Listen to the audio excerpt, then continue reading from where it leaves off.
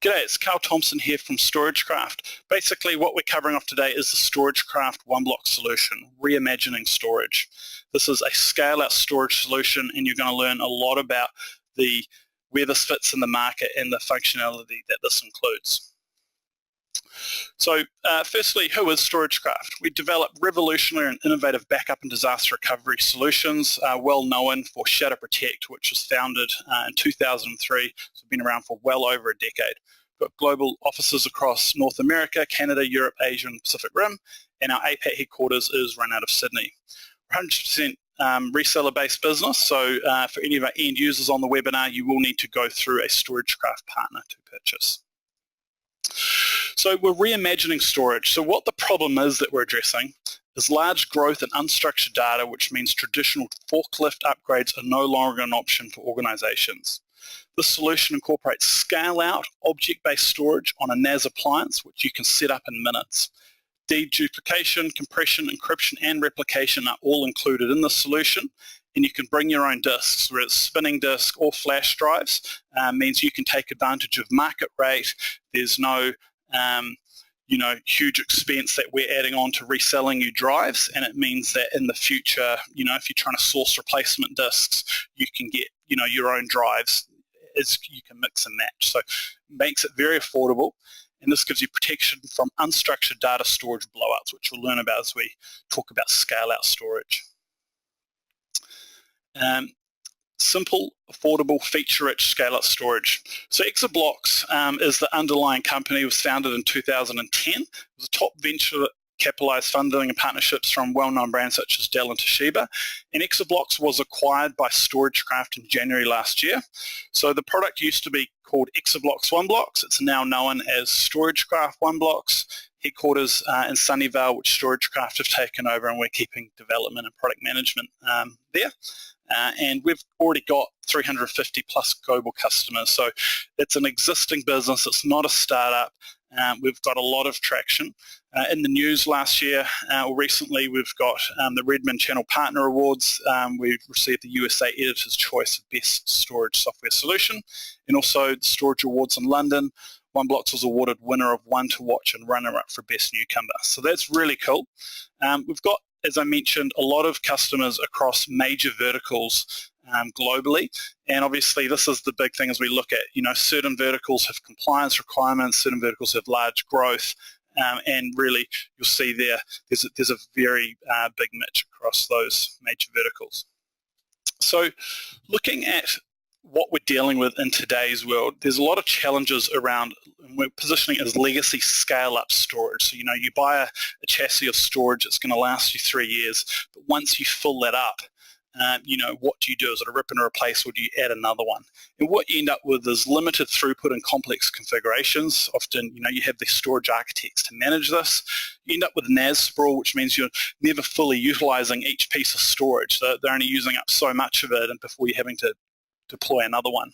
And this results in complicated storage management and escalating storage expenses. So current scale-out storage issues, so this is at the other end of the market where people have started to look at scale-out, is that very high entry cost. Again, is very complex to manage.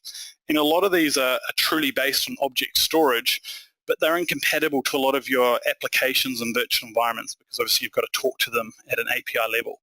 So that becomes current issues, and where we see OneBlox fitting in is a more modern scale-out NAS platform. So what you're seeing is these enterprise vendors, Isilon's known for its scale-out capabilities, Data Domain's known for their dedupe, NetApp's known for the snapshotting. So OneBlox is including these features as well as the replication, but it's as easy to use as something like Dropbox. Extremely easy, powerful, simple, and includes protection. So best-in-class features wrapped into one solution.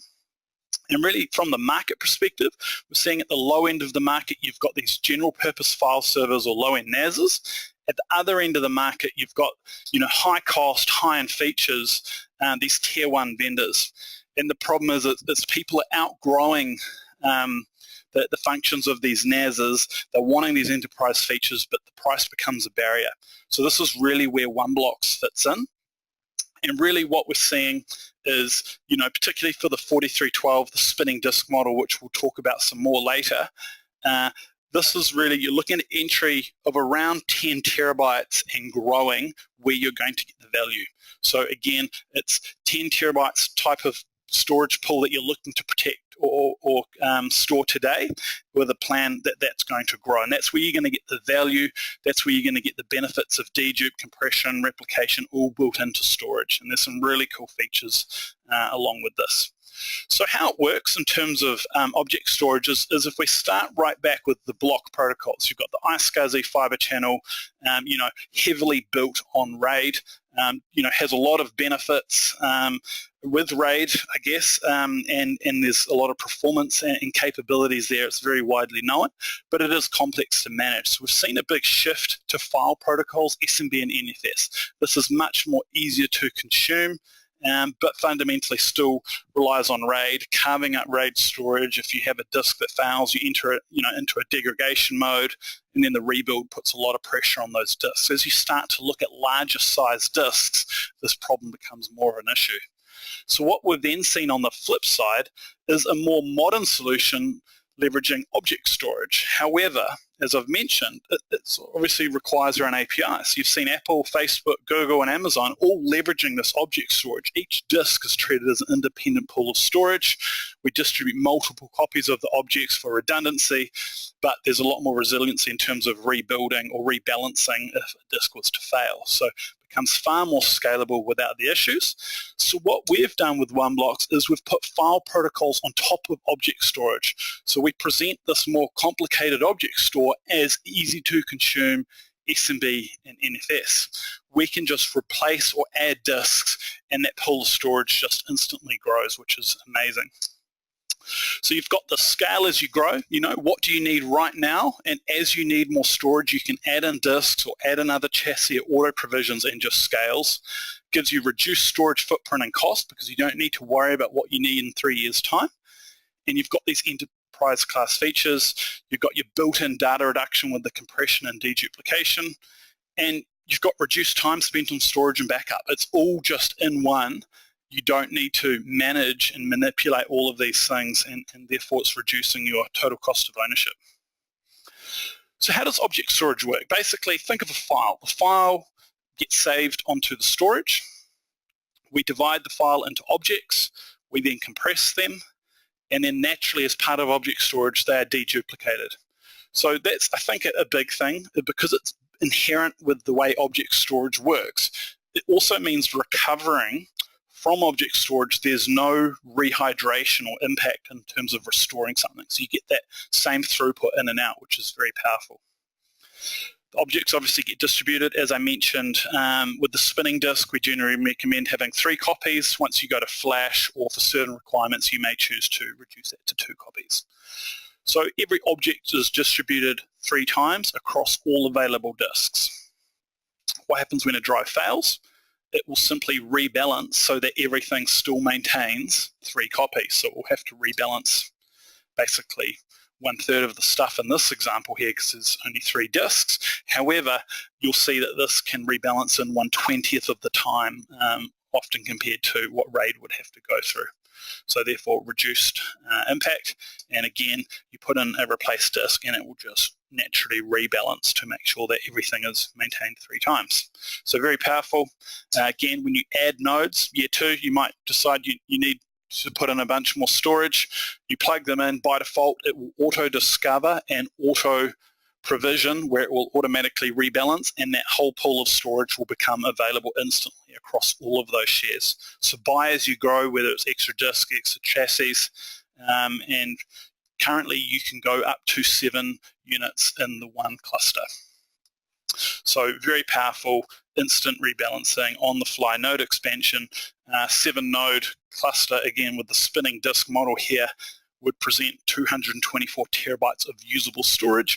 On top of that, you would also get your dedupe and compression, so you'd get a lot more mileage out of that. We plan to extend this out to 21 nodes in a future firmware update. So flexible multi-site remote replication is included. So here I've got an example from Sydney to Singapore. We've got an engineering and backup share primary in Sydney. Those are replicated to Singapore, and there's a VMware primary share in Singapore. We could then add in to then replicate that VMware share back to Sydney so that we've got redundancy there. We could then add in multiple sites so we can have different shares going to different locations. Very flexible. Everything is naturally deduped, compressed before the replication happens, so it becomes very effective.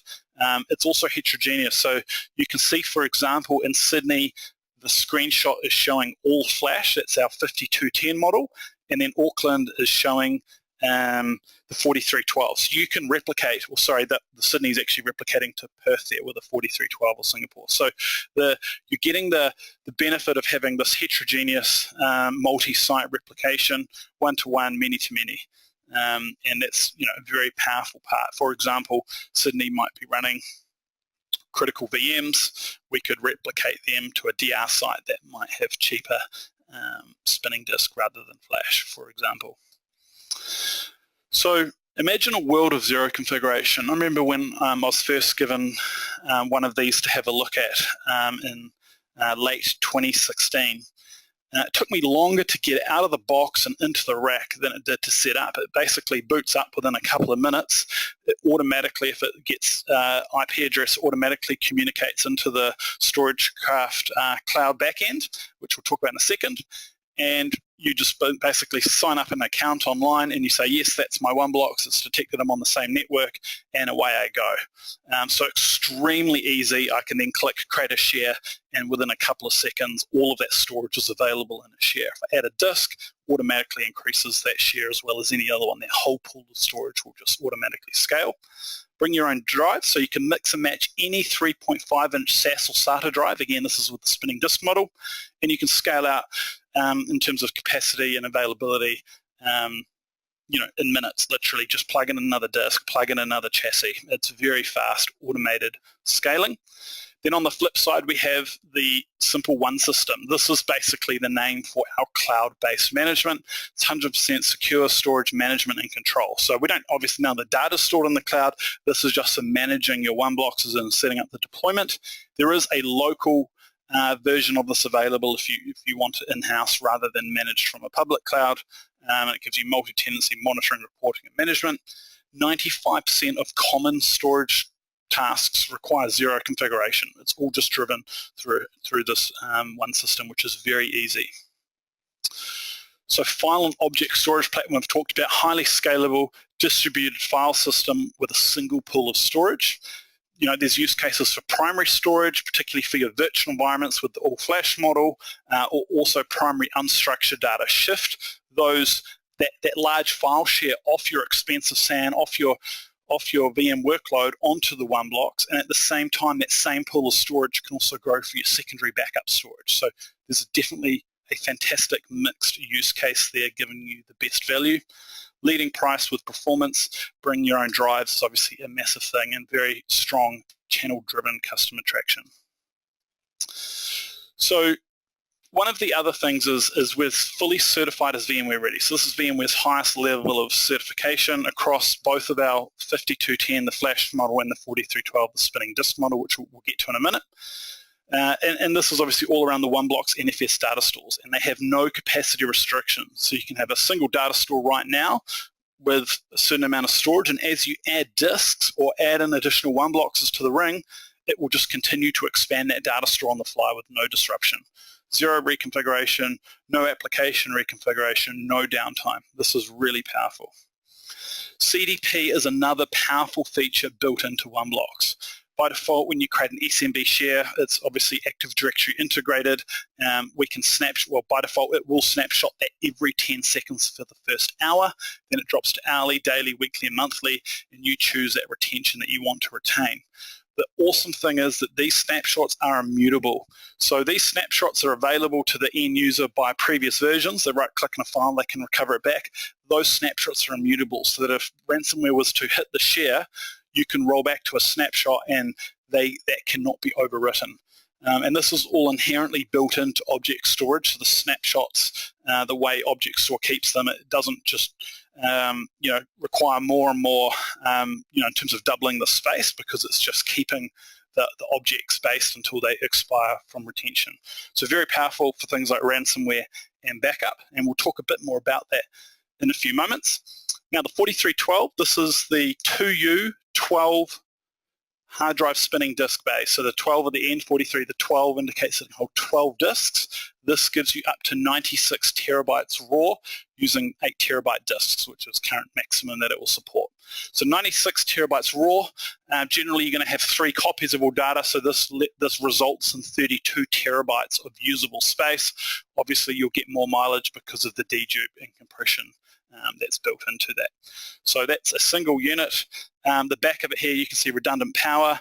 You've got 2 onboard 10 gigabit Ethernets, and the extra riser card there is just 1 GBE, but you can, when you're ordering it, you can choose for that to be an SFP Plus if you would like for fiber. Dual hotspot power we already mentioned. At the moment, you can cluster up to 7 nodes in one cluster. The raw storage there, 672 terabytes. Again, divide by 3 would be the maximum per ring at this time. Sorry, sometimes I say ring. That's referred more in object storage base, but it would represent the same thing as a cluster that most people are aware of. Now, 5210 is a 1U. The 10 stands for, it holds 10 2.5-inch drive bays. Again, SATA or SAS SSDs. It's the same interface there, so that's no problems. Supports any compatible SSD up to 4 terabytes. When 8 terabytes becomes more readily available, we will roll out a firmware update to ensure that that's all good. But again, bring your own SSD and enjoy monthly SSD price declines. So very powerful. And the big thing here, I think, is, again, we're not putting any huge markup on SSDs. We do have a list of recommended SSDs just because there's such huge variance with read, write, and the life of a lot of SSDs that are on the market today. So we have a recommended list. The reality is it's going to support any SSD. So that's fine. 50,000 IOPS. To be honest with you, that is a roadmap target. We're not there yet. We're sitting at just shy of 30,000 IOPS with a single OneBlox. So the key thing here is it's going to be most use cases, either backup secondary storage where they're going to want rapid virtualization, instant recovery of their backups, or for VMware workloads such as VDI, where we want performance at a much more affordable price point. So that's the difference. Comes with 4 10 GBEs or 2 1 GBEs with adding an SFP+. So you've got a couple of options there. Again, redundant power supplies. This particular model is actually an OEM Dell unit we can sell and combined with Dell's 4-hour on-site support as well. So key features, no RAID. We've got object storage instead, which means we don't have the complexity of RAID. We can scale far easier, and there's no degradation impact that you would generally experience with RAID. Built-in replication, dedupe, compression, and encryption. CDP is built in. Supports a variety of drives and sizes so you can mix and match. Cloud management is very easy with a local management option as well if you don't want it in our cloud. And it's scalable. So, no interruption, automatic clustering when nodes are added, automatic expansion when disks are added. So looking at a couple of different customer successes where we've really seen the value in OneBlox, taking an existing customer site, they've got virtualized servers on a traditional SAN, the SAN's nearing capacity, it's got a whole lot of litigation data, and then they're backing it up and their backups are running out of capacity as well. So they need to grow, they're not sure where to go. So where OneBlox fits in is we're moving that 15 terabytes of unstructured data off the SAN. What that does straight away is it frees up that SAN to give it more time to grow with my virtual environment, and we move those litigation applications into an SMB share on the OneBlox. It's fully Active Directory integrated, so the users continue as they always have. By moving those litigation applications off the traditional SAN, we've also reduced the backup footprint and the backup window time to deal with that, and the OneBlox itself is now performing 10-second CDP across that data as it changes. Additionally, the same pool of storage, we've created a separate share, whether it be SMB or NFS share, for the backups to go to. So as the backups require more storage, or as the litigation applications grow, this whole pool of storage can be scaled. We can just add an extra disk, add an extra units, and just grow the storage. Now this is the best use case where you're taking advantage of primary unstructured data storage, freeing up your original SAN, and then obviously leveraging it for backup software as well. So this use case is definitely focused on the 4312 with the spinning disk model. Another example here, we've got a high-performing pure storage SAN, and we have included OneBlox to, again, move that VDI home directories and user data off that expensive SAN storage onto something that can scale, that contains the data that changes, and that we can replicate that, to a remote site. So very powerful. That's the largest growth for a business, that is the actual data that's getting saved, so we can scale that as they require. So VDI is, again, a very popular scenario. Cloud provider here, so we've got engineering users, engineering apps using traditional storage, and what you can see is island A, B, C. As they're filling up the storage, they're having to add another one, and it's getting unutilized, it's expensive, there's probably a mix and match of different NAS vendors there. So what we've done is we've come in, put in a OneBlox solution that can scale. We can put in their current storage usage into one pool of storage. They could potentially have repurposed those disks, and then it will replicate to a second location inherently built in, which is very powerful. Another scenario here, again, we've got applications on one SAN, servers running on another, and again, then backup software going to different islands. So what we can do again is have one pool of storage for that application data, as well as handling the backups. This particular customer uses actually a competitive backup solution, Veeam, inherently works just fine. So we've got a lot of different backup products that have used OneBlox in the past. We've got some good white papers as well on how you can best make use of those different software products. So in terms of purchasing, you choose the unit. Do you want the 4312 spinning disk or the 5210? Currently you can't have them both in the same clustered pool of storage, so it's either an all-flash cluster or an all-spinning disk model, and then you just simply choose if you want the SFP card or not. It doesn't make any difference whether you want that or not, but it does need to be specified when you order it, and so it doesn't make a difference in terms of price. The one system is basically the management, monitoring. This includes support. It also includes firmware updates. So you need to have a current one system subscription.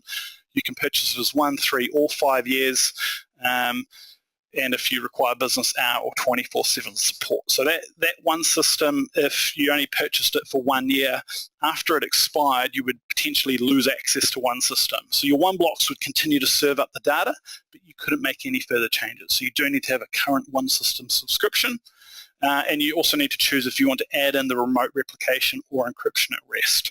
Again, you need to purchase that as a subscription model to maintain that license. So frequently asked questions, customer benefits, cost-effective storage solution, upfront and ongoing costs. So that TCO, doesn't require a storage architect to manage and manipulate the storage. You can just grow by adding in a disk. Again, pay as you go. No need to rip and replace. We can just continue to add to the cluster. As we come out with new hardware models, it will obviously align with the same firmware and roll into the same clustered storage. Simple installations, administration management is very easy. The CDP built-in safeguard from data loss.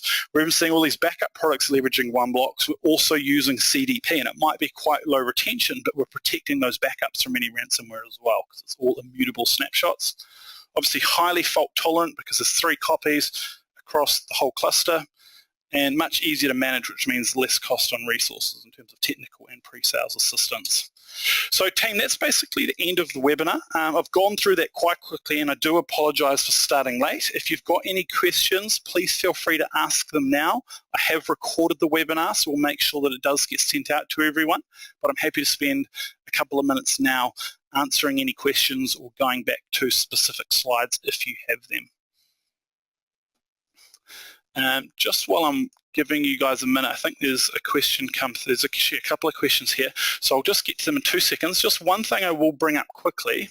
So if I just jump over to the StorageCraft website, just very quickly, under Products, Scale-out Storage, this is where you can get the data sheets for the 5210 or the 4312 or the 5210 all flash. So these data sheets are very good, and I'll just bring them across here. The 4312, again the 12 is the 12 discs. We get good set of product features all the way down to technical specifications, sizing, etc. And then very similar again for the all-flash 5210 that holds the 10 SSDs. Again, right at the bottom here, it's got the technical specifications and sizing as well. So that's the one new option. Okay, I'm just going to take a quick look at some questions here. Actually, I think there's just a couple of people mentioning that we took a while to get going there. So yeah, guys, really apologies. We had a couple of issues with our webinars this morning, and this one did get kicked off a little late. But thank you very much for your time. Again, it has been recorded. It will be sent out to everyone. Again, my name is Carl Thompson. I'm currently based in New Zealand. I work across the whole of Asia Pacific. And I'm in Australia and Singapore, etc., quite regularly. So if you've got any questions, feel free to reach out. We're happy to help, as well as our entire sales team. But yeah, thank you again for attending the webinar today.